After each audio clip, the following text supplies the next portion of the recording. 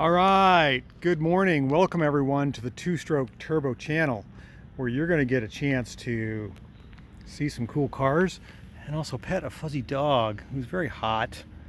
It's going to be 90 degrees again today in Portland, Oregon. We love this summers in Portland. Beautiful. Can't be better. Cool at night, 50 degrees, 55, and 90 during the day. What are we doing today? We're in the shop.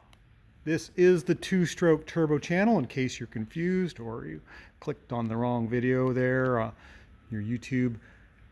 This is where we embrace old cars. And this car is no exception.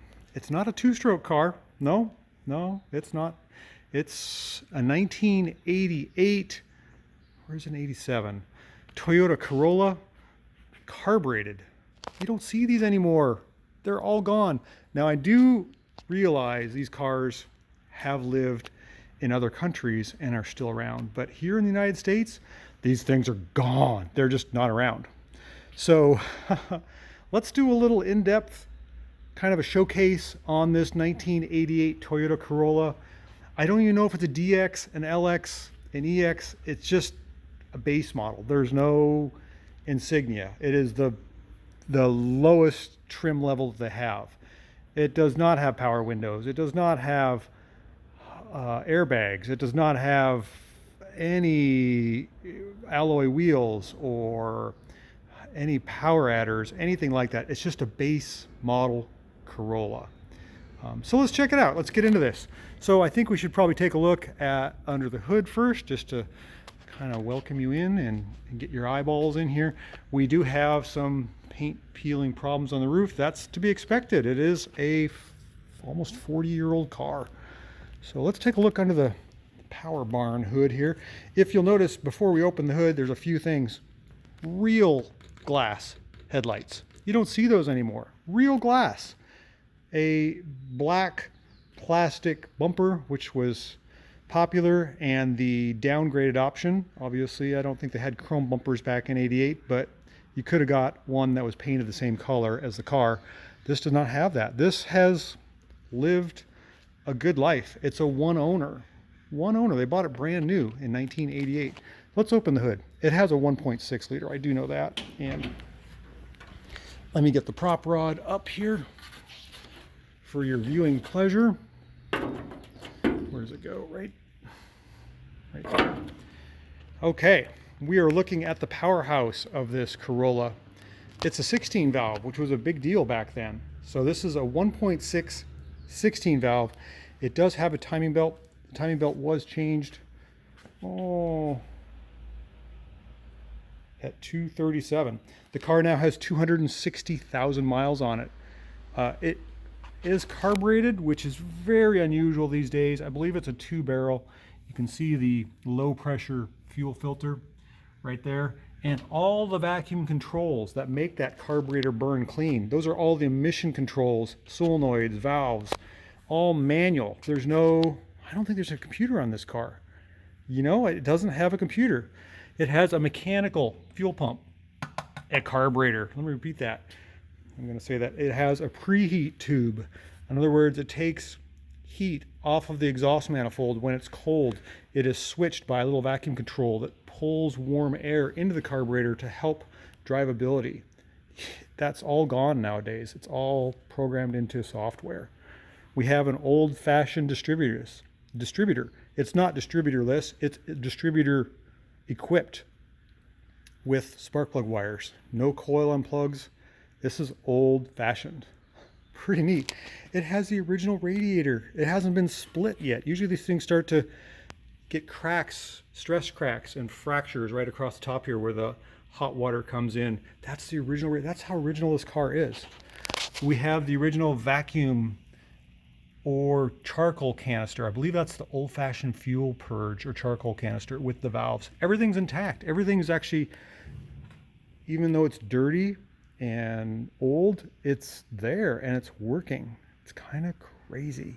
Car's never been in an accident. It has the original hood on it. This headlight has been repaired. with silicone. There was a rock taken to the glass, and you can see there's moisture in there. And that's just par for the course. This car gets used. It's used every day. In fact, the owner, when they rest their arm on the window, has wore through the paint because the car does not have air conditioning. It does not have power steering. It does not have airbags. It does not have crimple zones. Oh, I gotta take the key out. The key's gonna drive me crazy.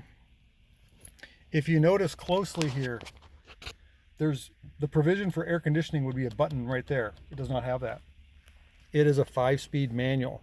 So it has power brakes, but it has manual steering, no power steering, manual transmission with the original clutch.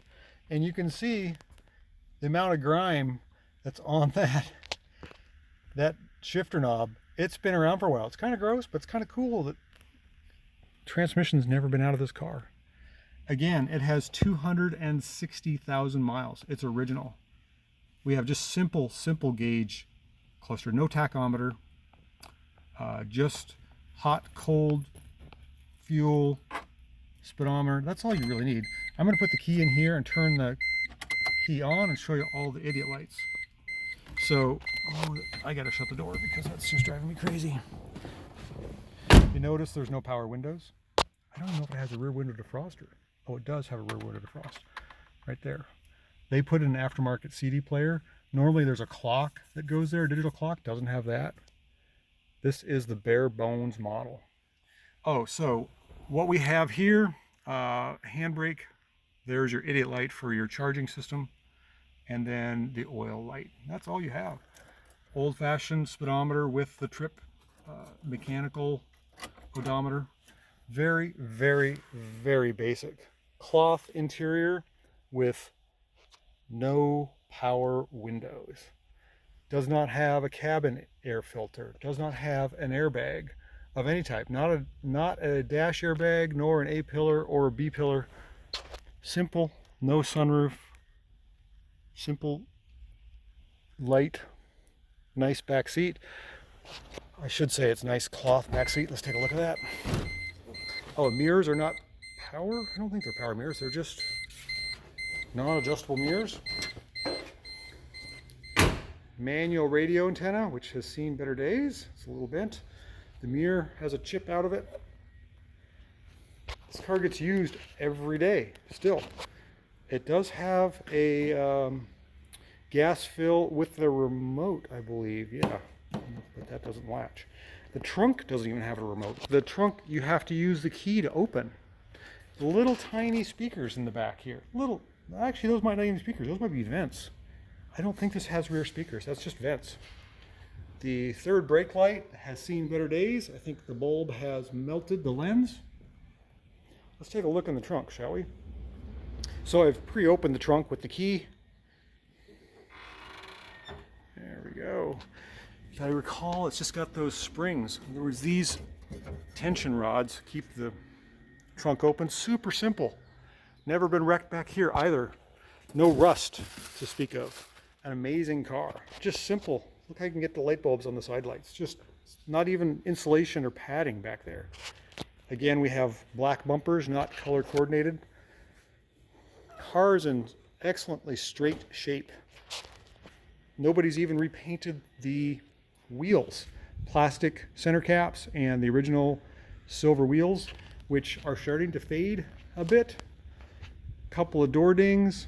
Car's amazing. It's really amazing to see one in this shape. One owner, sort of low miles, 260,000 miles to own a car almost 40 years. That's pretty crazy. Original engine, original transmission, original clutch. I'm gonna go off here. Pretty cool. Wipers need to be repainted, but everything is in working order. Came in for an oil change. Nothing major. Pretty incredible. It's just, you just don't see these every day anymore. They're long gone. So I hope you appreciated this little automotive archaeology experiment. I like highlighting these cars. You just don't see them anymore, and it's too bad, but it's the world we live in. Everything's going connected, safer, electric, you name it. We're going all different directions.